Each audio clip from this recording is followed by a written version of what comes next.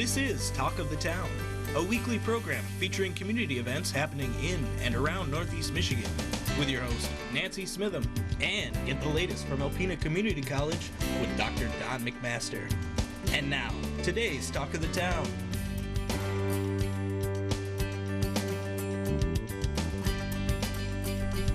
Good morning and welcome to Talk of the Town. I'm Nancy Smitham. My first guest today is Leslie Dort, and Leslie is from Friends Together. Hi, Leslie. Hi there. You know, as every guest from any nonprofit group or organization that I've had on since COVID began, life is way different for nonprofit groups. You still need the fundraisers, you still need the money coming in to support all your wonderful programming, you still need to have staff that can work, you still need to do things. You know, how has Friends Together been handling everything? It's complex, but we're doing it. And I mean, as you know, Nancy, all of our funding is donations from communities we serve. So you're absolutely right. The fundraising still has to continue.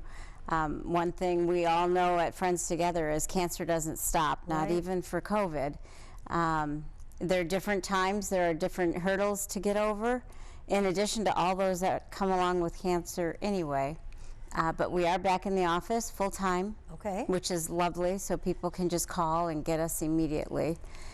Prior to that, we have utilized different online programs in order to communicate with one another, and so we were able to do that. Every group that's been on, from from nonprofit organizations to fundraising groups, the best thing about COVID is how everybody's thought outside the box, come up with new and innovative ideas. And you actually had a fundraiser and raised us enough money to do a van while being socially distancing. It was during the height of the precautions. We figured out we'd do a drive-through fundraiser for our Wheels campaign, which is our Ride Saves Lives program for transportation. We needed a new van. On that day, we raised enough money to pay cash for our new van. That's amazing. Yeah, it was just drive-through. Everybody had masks. There was very little contact, if any, really. So it was a lovely one-day in and out fundraiser, and we're finding creativity is the rule, both in how we support people and how we raise money. Drive-throughs are much more popular now than the social gatherings.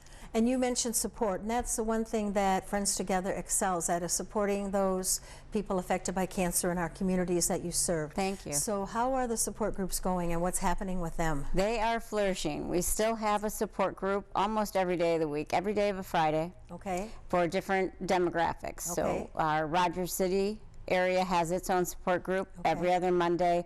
They're just starting to meet at the bowling alley in Rogers City. Bowling alley meeting places are a theme for us because the Alpena programs both the Tuesday night men and women group and the Wednesday night women's only group meet at the bowling alley in Alpena. So both are at 6 o'clock, and they are regularly attended by probably an average of 15 folks. Wow, that's awesome. So we are getting people, we wear masks, we take the precautions, we sanitize everything. We have an ionizer in the room. I mean, we're doing everything we can. It's a immunocompromised group of people. Yes, it is. So we want to be careful and make sure their surroundings are more than just confidential, but they're safe. And what about fundraising? I know that's very important that those funds keep coming in. How is that going? That's going well. You know, it is different, and we're doing everything we can. We're pushing our grants. We're at that area of Friends Together. We're learning how to write grants, and we're trying to find them and write them. And we just had a pretty successful try at a State Farm Neighborhood Assist grant, and we'll hear about that one on the 4th of November. Got our fingers crossed. Fingers crossed. The community really kicked in for that one. That was a team effort completely. And you know, the events that were canceled were sad. You know, one that's near and dear to my heart, Docs at Rock, we made the decision to cancel that because we wanted to promote safety and good health, so we did that. But now Eric at the Fresh Pal is going to be doing an event. Right, he was disappointed it was canceled as well, and really wanted to contribute to Friends Together, which we just are so humbled by. So he is putting on a corned beef and cabbage dinner St. Patrick's Day in October. Perfect. A week from, this Thursday, the 22nd. So 4 to 8, no tickets. You just show up for dinner. It's drive-through or curbside. Yeah. And you know, the other thing the change in fundraisers does, that's also a way that we promote and get our name out. And you know, nobody knows they need support from Friends Together till they know they need support from Friends Together. Exactly right. You know, it's one of those organizations you don't know you need until you need them. So that promotion is huge for us.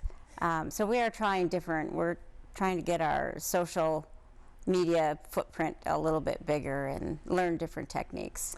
And you know, the other thing that you do so wonderful and is so phenomenal for families is the transportation. Yeah. Yeah, and that has gotten back full speed. We're transporting almost every week, both vans on the road. We wear masks in the van. There's little sanitary kits in there with hand sanitizer and a mask for the patient and their loved ones. But we are still transporting to appointments free of charge for the patient. We'll transport people downstate if they need to and help them with lodging. They don't need a ride, we can help with gas cards. So all of that is still in 100% full force. Okay, and what's the best way for someone to contact Friends Together? They can go to our website at friendstogethermi.org. They can call us at 989-356-3231. Okay. And they can email us straight at talktous@friendstogethermi.org. And as you said, people don't know they need you until they know they need you. Right. And I just encourage people out there, if you have been affected by cancer, don't do it alone. You really don't have to. There's so many people that have been there and done that and are helpful and can support you through everything you have to go. And a lot of times they've been to a doctor that maybe you're going to, and they can give you some advice and some tips. There's just so many things that get shared. It's like visiting a new country. It's a new language you're learning. It's a new process. Yep. And while each individual's journey is unique, we've all had a similar journey at Friends Together. So we can help in a lot of ways. Okay. Well, and thank you all for staying there and staying vibrant during all these times and for being back again. And we'll look forward to the fundraiser on the 22nd and more good things to come. Thank you. It's our honor. Thanks for having me on. Thanks for being here, Leslie. Yep. Please stay tuned. I'll be right back with Chuck Sherwin from Mid-Michigan Medical Center following these messages. Hi, welcome back. I'm with Chuck Sherwin, who is president of Mid-Michigan Medical Center here in Alpena. Hi, Chuck. Hey, Nancy, how are you? Good, and I'm so excited to have you here, and just thinking of you sitting there looking out your office window and seeing that wonderful towers project going on, seeing the confidence that Mid-Michigan had in our community, seeing the confidence our community has in Mid-Michigan. It must be so exciting for you. Oh, absolutely. You know, and so out my window I can see the construction taking place, and to see the elevator shaft towers going up and the stairwells. It is really exciting to see that we have something to offer our community. And you're right, we could not have done this without Mid-Michigan Health's support and efforts and backing for our hospital. Okay, so because I'm on the Inner Support Committee, I know what's going to be going in the new addition. So fill us in on what we're going to be having that's new and different. Sure. So this is the largest expansion that the hospital has ever seen in the history of the hospital. It's about a $65 million project. It's 90,000 square feet. And it is all driven to the clinical space for our patients. And so there's no conference spaces. My office isn't in the new tower. The boardroom isn't moving, those types of things. So it's really exciting from the perspective of we'll have all private rooms for our patients. Currently, about 80% of our rooms are semi-private. And we'll have an all-new ICU, all-new OBGYN suites with a C-section suite as well. The great thing there is that we now have the option to offer LDRPs, which are labor, delivery, postpartum, and recovery. And so we've never done that before. So a woman that delivers in our hospital today has to move rooms after the delivery. And so there's just kind of a new standard out there. So we're going to have all brand new rooms for our women that are laboring and delivering, and then they can remain in that room with their family and their kids. And so there's not the inconvenience of transferring to a different room. All new ICUs as well. And so today, our ICUs, most people probably don't realize, we don't have bathrooms in the patient rooms in our ICUs. Right. And we're moving in that direction. So each person would have their own private bathroom as well. And then on the first floor of the tower, we're going to have all new surgical services. So we're expanding our surgery center. We're going to have 5 operating rooms. Today we have 4. But if you can remember back in 1983 when we built that tower with the the surgical suites are today, Right. the rooms, the ORs, the operating rooms, at that point were the standard size, but they just don't meet the needs today bet. with all the equipment and the computers that are in there today. So we're excited to offer better spaces for our physicians to practice, and then we will have all private spaces for the ambulatory side. So when you come into the hospital and going to have surgery, you'll have your own private space. Today it's just separated by curtains, and we get a lot of conversations about confidentiality and Yes. privacy in our operating room area. So we're really excited about that way. Different than when we built the cancer center. The Cancer Center building, the top 2 floors, if you remember, were just shelled in space for future Right. expansion. And this building, when we move into it, will be fully occupied, 100% clinical area. Perfect. And Chuck, I know this all takes money, so how can our community help with that? Yeah, so we're going to have a capital campaign where we reach out to our community members to see if they're willing to donate money and be part of this experience with us. You know, it takes a village to raise a child. It takes a community to support organizations like ourselves. And that's one of the reasons that we wanted to make sure that it was all clinical space. So when people choose to give money to us as an organization, that they know it's going for clinical care, for people getting care in the community.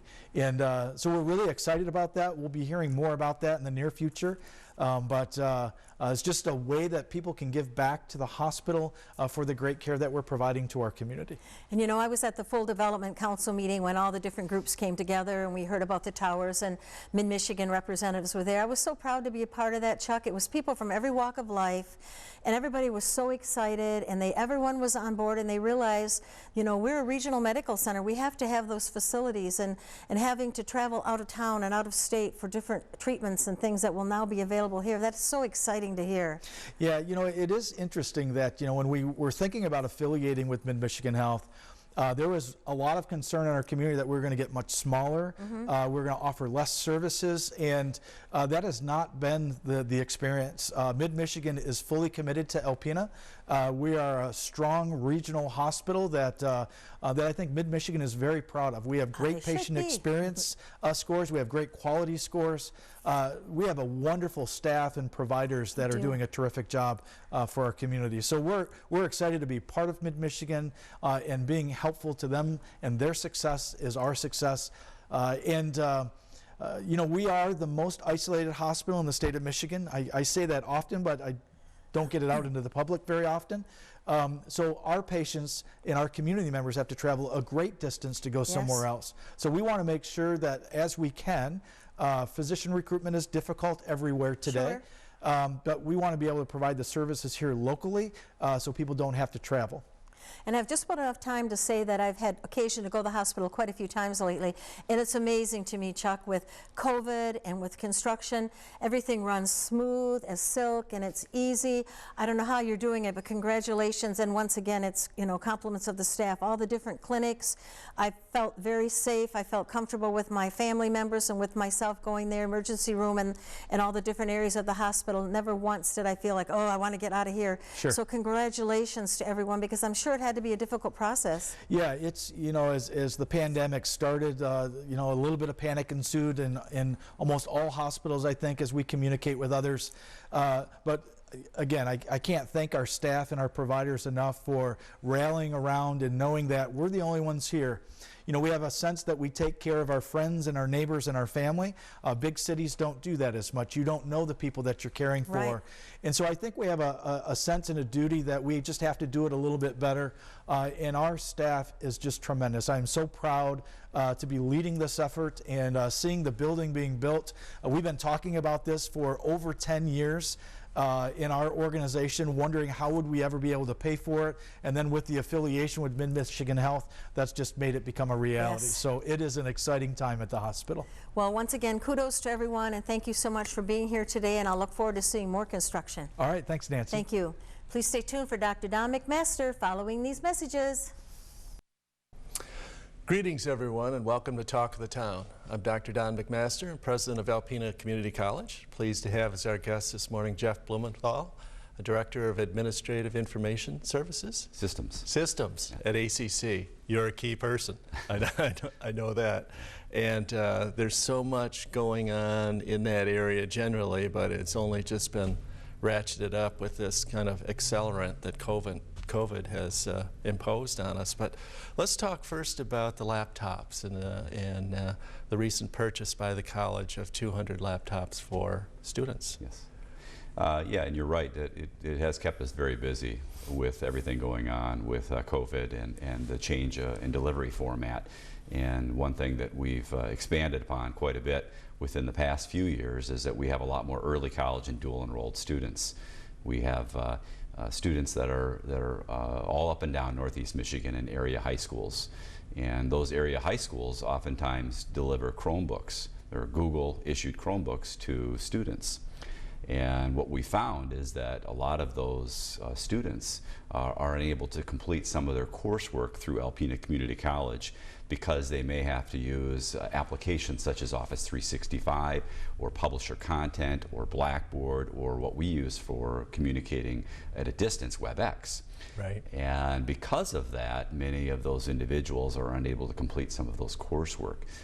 So what we've tried to do is to fill that void for those individuals and for those students by utilizing funds that we had received as part of the CARES Act to be able to purchase 200 laptops. They're Microsoft Surface books. They're small 12.3 inch. They can be used as a tablet, and they also have a keyboard that can detach from them. And they're really nice devices.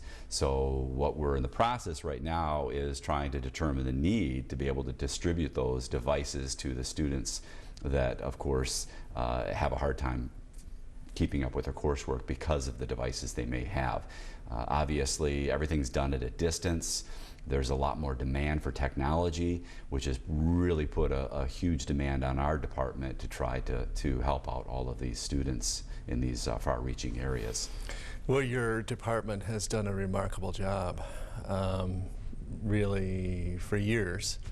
But, you know, since mid-March, when we had to go all remote, and then through this semester where we have a lot more remote delivery or online delivery, and back to some face-to-face, you folks are right in the middle of that. So the delivery of content is, I mean, if you can't deliver content, you can't teach. Exactly. You can't run a school. So you folks have really, really stepped up. So we're all grateful for that. Thank you. Talk a little bit about, or I can talk a little bit about, we have about 600 dual enrolled early college students, about 40% of our population, Yep. or our student population, about 29% of our credit hours. Mm-hmm. So would every one of those students, would a Chromebook be insufficient, or could it vary by the dual enrollment or early college class they're taking? That's a good question, and that's an area where we did have to set some criteria in order to be able to provide these laptops to those students, because not every student may need a book or a computer or a laptop that we would provide to them. For example, they may have a computer or a laptop that maybe they have at home or they have access to at their school. But there are a lot of students that maybe have a Chromebook that they're unable to use because it doesn't work with the publisher content, or they're unable to install software on that device, such as Microsoft Office, which we do provide to students Sure. That have a student-issued email account through Office 365, which is a Microsoft product.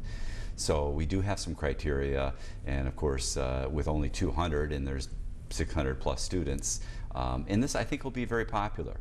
You know, as a matter of fact, we were able to help out a student up in Onaway just recently, and the student had a laptop that didn't work. We were able to get it set up and already issued out our first laptop. But we're still waiting on getting everything set and ready, and hopefully by the spring we can have everything ready to go and distribute it to those students that are of the greatest need. Yeah, that's a wonderful thing. The CARES Act, in a lot of ways, was a lifeline to community colleges and K-12s, universities. The investment for the college was about $260,000 for this, but it came from federal funds. I remember back in the day, you and I went up to Northern years ago, and they were doing kind of what we're doing now then. Yeah, this is a realm that we've stepped into. We've talked about it for many, many years, and the interesting thing about what's happened with COVID is it's accelerated the growth and the technology that we have used on campus for teaching, where many instructors were very reluctant to step into that realm because they felt that it was going to be a challenge to what they traditionally do. And because of COVID, it's actually forced us to almost leap ahead by about 10 years. So that has really accelerated the type of work that we have to do in our department. But as you mentioned, in regards to the laptops being used at the universities and being issued by schools, that's something we've always talked about, we've always looked at, but the expense involved and the management of the devices is real challenging. So again, this has all been accelerated, and here we are. That's such a good point. The pace of change and that learning curve, COVID has just accelerated that exponentially. Yes. Let's talk a little bit about a kind of a related area, but Wi-Fi, and what we're doing there and how that impacts students. Yeah. Well, and again, that's a good question, because we have Wi-Fi on campus, but it is limited to certain areas, and we've talked about trying to expand that out to outlying areas within the buildings so that it's available everywhere. And again, this has afforded us the opportunity to be able to expand that, and so we have a project that's underway that we will be going out for RFP to look at being able to get bids to purchase more Wi-Fi units and expand that on campus for students to be able to, and the public, of course, to be able to use Wi-Fi on campus. This past spring, when we did have to shut down the schools, of course, we actually turned a lot of those Wi-Fi units outward so that individuals that were in the parking lots could come and utilize some of the Wi-Fi.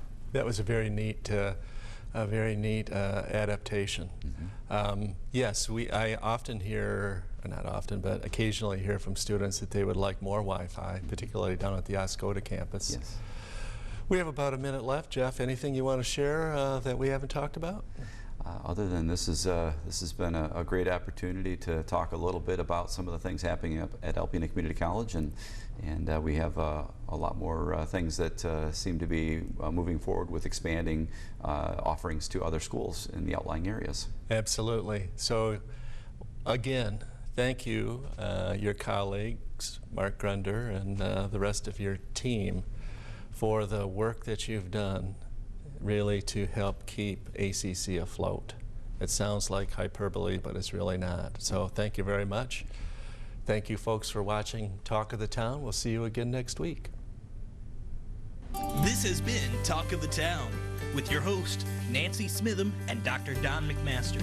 For a list of community events taking place in Northeast Michigan, please visit our website at wbkb11.com and click on our community link.